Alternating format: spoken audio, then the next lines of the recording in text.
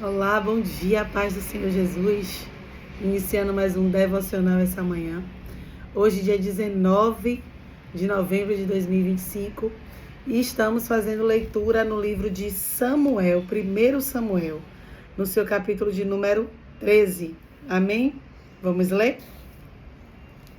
A guerra entre os israelitas e os filisteus. Um ano reinara Saul em Israel. No segundo ano de seu reinado sobre o povo, escolheu para si 3.000 homens de Israel. E estavam com Saul 2.000 em Micamais, e na região montanhosa de Betel. E 1.000 estavam com Jonatas em Gibeá de Benjamim. E despediu o resto do povo, cada um para suas casas. Jonatas derrotou a guarnição dos filisteus que estavam em Gibeá. O que os filisteus ouviram, pelo que Saul fez tocar a trombeta por toda a terra, dizendo: ouçam isso, os hebreus. Todo Israel ouviu dizer: Saul derrotou a guarnição dos filisteus. E também Israel se fez odioso aos filisteus, né? Como eles derrotaram a guarnição, os filisteus ficou com ódio, né? Aleluia, dos israelitas. Então, o povo convocado para junto de Saul em Gilgal, reuniram-se os filisteus para pelejar contra Israel. Olha só, os filisteus aqui vai se reunir para subir contra Israel. 30.000 carros. Quanto que Saul tinha aqui de exército? 3.000. 3.000 homens. E quantos carros vão subir contra os filisteus? 30.000. E 6.000 cavaleiros. E o povo em multidão, como a areia que está à beira do mar. Ó, tinha carro para cavaleiros, ainda tinha uma multidão como a areia do mar que subiu contra Israel, do povo dos filisteus. E subiram e se acamparam em Micamás, ao oriente de Bet-Avém.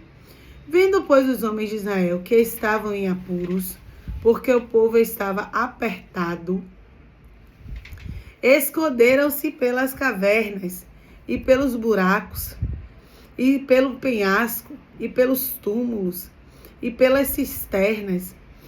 Aí o Senhor ministra aqui no meu coração: quem teme ao Senhor? Quem obedece ao Senhor? Quem sabe, quem governa a vida é o Deus Todo-Poderoso. Vai temer? A gente tira o exemplo de Gideão. Contra Gideão só tinha 300 homens. Subiram mais de 17.000. E Gideão saiu vencedor. E a gente viu que depois ele chega em outra cidade e acaba com mais alguns mil. E só tinha 300 homens. Quando a pessoa está com o Senhor, você não tem que temer. Por que se esconder do problema? Por que fingir que o problema não existe? Se você tem um Deus Todo-Poderoso, não importa o que está se levantando. Não importa o tamanho do problema, não importa as circunstâncias. Não importa. Se você está com Deus, está no centro da vontade de Deus, está em obediência ao Senhor, você tem que confiar e não se esconder. Você tem que enfrentar e não se acovardar. É o Senhor que está com você. Você disse assim, ó: a peleja não é sua, a peleja é dele. Quando você está no centro, você é filha. Imagina, você tem um pai que te ama, que cuida e que zela de você. Ele vai deixar que algum mal aconteça a você?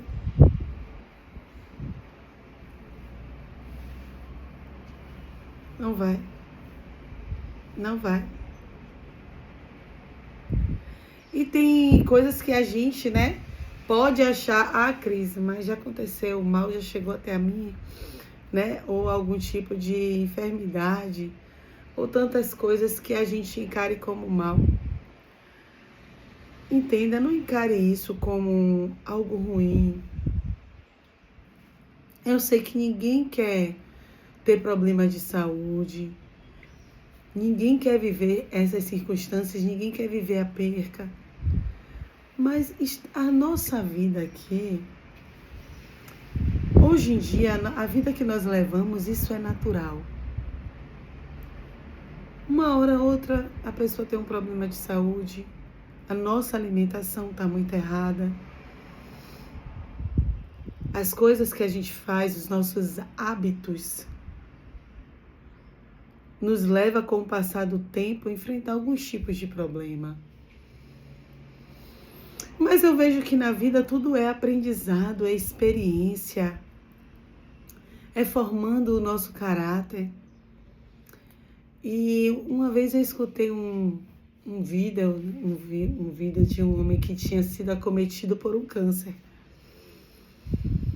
E ele disse assim, graças a Deus,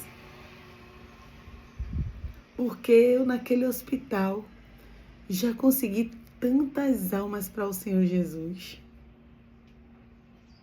Graças a Deus por essa enfermidade. Olha o que esse homem estava preocupado. Em saquear almas do inferno. Oh, meu Deus.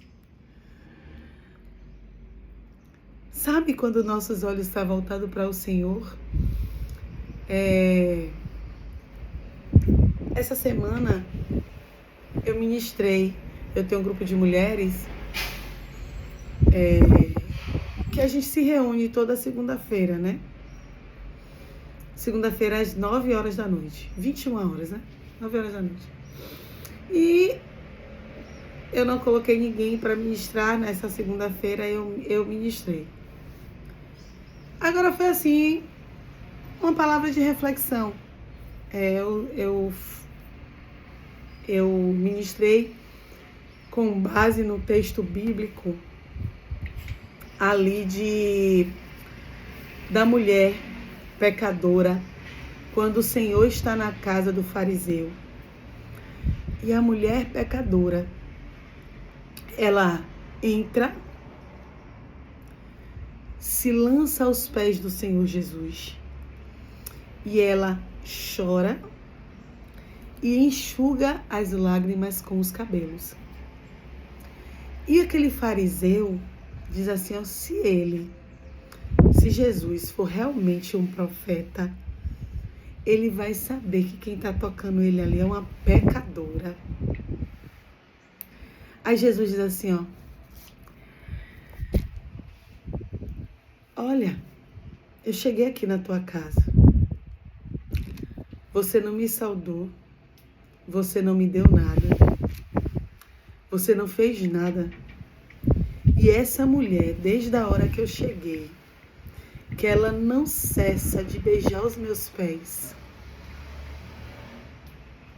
ela não cessa de chorar os meus pés, de enxugar os pés com os cabelos, de se derramar diante de mim. Então o Senhor ali dá uma lição a ele, diz uma parábola. E moral da história, esse fariseu, geralmente os fariseus, né, eram pessoas cristãs, mas que já tinha muito tempo na casa do Senhor e não aceitou Jesus. O julgava, o criticava, o condenava. Mas já tinha pessoas que não conhecia a palavra como esse fariseu conhecia, mas recebeu Jesus. E o Senhor ministrava no meu coração, olha como tem gente que perde um tempo precioso questionando, julgando Jesus, interrogando Jesus, colocando Jesus contra a parede. Mas em algum momento, essa pessoa já foi como essa mulher. Sabe por que ele está se sentindo nessa autoridade de julgar e condenar? Ele já chegou como pecador, já colocou as vestes novas, começou a estudar, ficou muito intelectual, muito conhecedor da palavra. E aí, ele começou a ter até um cargo. Hoje, né? Hoje um exemplo. Você chega toda acabada dentro da igreja, acabado, querendo o perdão de Jesus, querendo só a paz. Você, naquele momento que você chega dentro da casa do Senhor, você só quer paz e ser liberto. Seu coração só clama por Ele, pela salvação, para que Ele tire o peso dos seus pecados, que Ele limpe, que Ele tire essa culpa.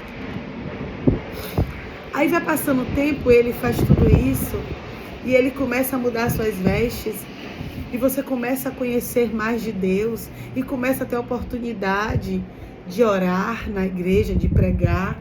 Você começa a adquirir um cargo, você começa a crescer no evangelho. Aí você tem que começar a tomar cuidado para não virar fariseu, para não perder tempo questionando o mestre, fazendo pedidos mirabolantes ao mestre, colocando o mestre contra a parede. Quando é que o Senhor vai fazer? Eu já estou esperando há tanto tempo. Ah, se ele fizesse mesmo, se ele quisesse fazer, ele já tinha feito. Você começa a se sentir, arrogante, né? Você começa a se sentir, muitas das vezes, se sente até como ele, julgando o outro, você, a perfeita, o perfeito, e aí chega uma pecadora, e aí você começa, essa pecadora, porque você não peca. Olha como as pessoas vão se tornando fariseus. É por isso que a palavra vai dizer, não deixe se contaminar, né? Não deixe se inchar, levedar com o fermento dos fariseus. O que o Senhor está dizendo? Ele já está cheio, mas cheio deles mesmos. E a gente, quando começa a perder o ponto, né? Que a pessoa já vai se tornando fariseu e nem percebe. Enquanto tem gente se tornando fariseu, tem gente fazendo outro caminho, como essa mulher fez.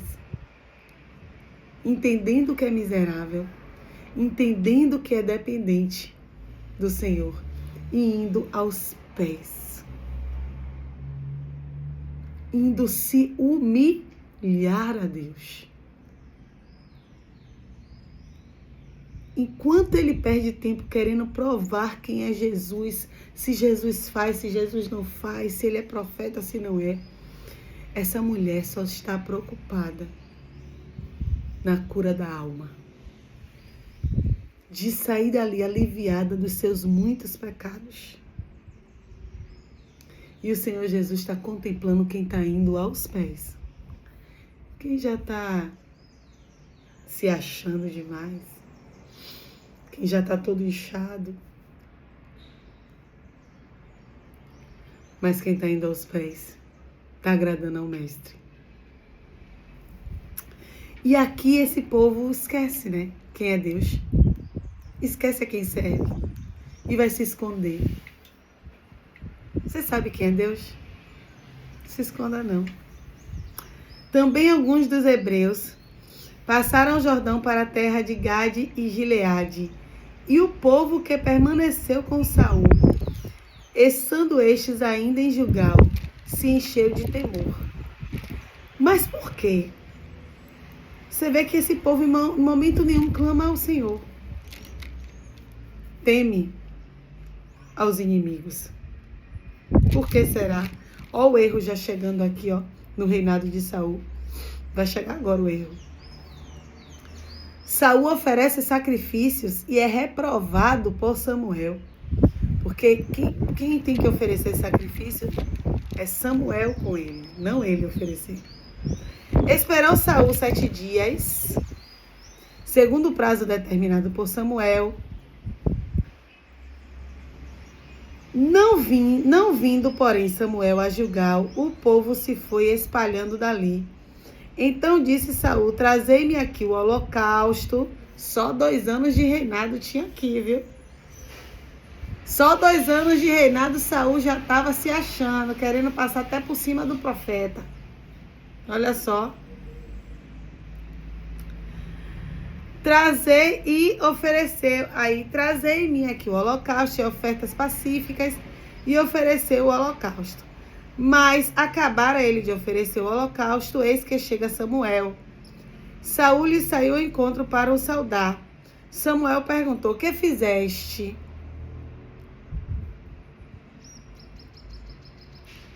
Aí Deus ministra aqui no meu coração. Por que você está se escondendo e se acovardando? Por acaso você tem se afastado de mim e tem esquecido que eu que estou com você? Porque muitas vezes é isso que está acontecendo. A pessoa já está por si própria. Aí ela fica temendo porque ela já não está nem lembrando mais que ela serve a Deus e que ela precisa obedecer. E aí ela já vai sendo guiada por si própria. Aí quando o inimigo vem desse jeito, apertando, como o povo aqui se sentiu apertado, foge. Por quê? Porque não está com sua plena fé e confiança no Senhor. Porque já está se afastando, distante. O que é isso que fizeste? Respondeu Saul: vendo que o povo ia se espalhando daqui, o que tu não vinhas nos dias aprazados e que os filisteus já tinham ajuntado em Micamais, eu disse comigo: agora disserão os filisteus contra mim a Gilgal, e ainda não obtive a benevolência do Senhor. Ele vai adquirir a benevolência do Senhor errando, infringindo a lei de Deus. O Senhor, e forçado pelas circunstâncias, ofereceu holocausto. Então disse Samuel a Saul: procedeste neciamente. Ó, nécia é loucamente. Em não guardar o mandamento que o Senhor teu Deus te ordenou, porque só quem poderia, tinha já as pessoas separadas para oferecer sacrifício ao Senhor. Ou era Samuel separado, ou no caso, os levitas, os sacerdotes. Teu Deus que te ordenou, pois teria agora o Senhor confirmado o teu reinado sobre Israel para sempre? Já agora não subsistirá o teu reino. O Senhor buscou para si um homem que lhe agrada, e já lhe ordenou que seja príncipe sobre o seu povo, porquanto não guardaste o que o Senhor te ordenou. Olha só o que ele está dizendo aqui. Por acaso o Senhor te confirmou rei de Israel para sempre? Olha que forte. Olha o que o Senhor está dizendo. Eu te escolhi como rei, mas a hora que eu quiser trocar, eu troco. Eu não te constituí rei para sempre. Porque se você começar a errar, eu vou tirar o seu reino. Entende? É por isso que muitas pessoas, Deus começa a abençoar, começa a prosperar, tá ali embaixo da vontade de Deus. Mas quando começa o coração se inclinar para fazer, para desobedecer, para fazer o que não é reto aos olhos do Senhor, vai defiando, vai perdendo tudo, vai acabando com tudo. Por quê? A desobediência não guardou algo tão precioso da parte do Senhor. Mas deixa eu ler, que a gente já está aqui em 20 minutos e eu quero finalizar essa leitura. Aleluia. O Senhor buscou para si um homem que lhe agrade e já lhe ordenou que seja príncipe sobre o povo, porquanto não guardaste o que o Senhor te ordenou. Então se levantou Samuel e subiu de Gilgal a Gibeá de Benjamim. Logo, Saul contou ao povo que se achava com ele, cerca de 600 homens. Saul e Jonatas, seu filho, e o povo que se achava com eles, ficaram em Geba e em Benjamim, porém os filisteus se acamparam em Micamais. Os sacerdotes saíram ao campo dos filisteus em 3 tropas. Uma delas tomou o caminho de Ofra e a terra de Sual. Outra tomou o caminho de Bet-Horon e a terceira o caminho a cavaleiro do vale de Zeboim, na direção do deserto. Ora, em toda a terra de Israel, nem o ferreiro se achava, porque os filisteus tinham dito para que os hebreus não façam espada nem lança, pelo que todo Israel tinha de descer aos filisteus para amolar a orelha do seu arado, e a sua enxada, e o seu machado, e a sua foice. Os filisteus cobravam dos israelitas 2/3 de um ciclo para amolar os fios das orelhas e das enxadas, e 1/3 de um ciclo para amolar os machados e as aguilhadas. Sucedeu que no dia da peleja não se achou nem espada nem lança na mão de nenhum do povo que estava com Saul e com Jonatas, porém se acharam com Saul e com Jonatas, seu filho. Saiu a guarnição dos filisteus ao desfiladeiro de Micamais. Aí aqui está dizendo que é a vitória de Jonatas sobre os filisteus. Então a gente vê que o filho de Saul vai se levantar contra os filisteus e vai sair vencedor. Mas amanhã nós vamos dar continuidade a essa história. Mas aqui a gente já começa a ver o declínio de Saul, a desobediência dele. Ainda que o povo se dispersasse, ainda que o povo fosse, ainda que ficasse só ele, mas ele tinha que obedecer à ordem de Deus e não adulterar os mandamentos do Senhor. Talvez, ó como ele falou, eu fui levado pelas circunstâncias. Muitas das vezes, você ou eu pode ser levado pelas circunstâncias a pecar. Mas não é o melhor caminho. Ainda que as circunstâncias não estejam favoráveis, escolha sempre agradar ao Senhor e obedecer ao Senhor. Sempre vai aparecer desafios que vão te levar a querer seguir o caminho mais fácil. Qual é o caminho mais fácil? O caminho da desobediência. Sempre o caminho da desobediência a Deus vai ser o caminho mais fácil para ser tomado. Porém, não é a melhor opção. É mais fácil, mas não é a melhor. E o mais fácil hoje, o caminho mais fácil hoje que você pode tomar, que é o caminho da desobediência, você pode pagar um alto preço depois. Esse caminho vai ficar espinhoso. Talvez o caminho daqui você pareça estar espinhoso, mas no final é o que é a melhor parte. Obediência é a melhor parte, porque você vai poder desfrutar das bênçãos do Senhor. Por quê? Porque você trilhou a obediência, você trilhou o melhor caminho, você escolheu, ainda que desfavorável hoje, mas o melhor estará no final. Porém, quem toma um caminho mais fácil hoje, no final é caminho de morte, é caminho de derrota, de destruição. Olha como as coisas são inversas. O diabo, ele quer fazer de tudo para que você tome o caminho mais fácil.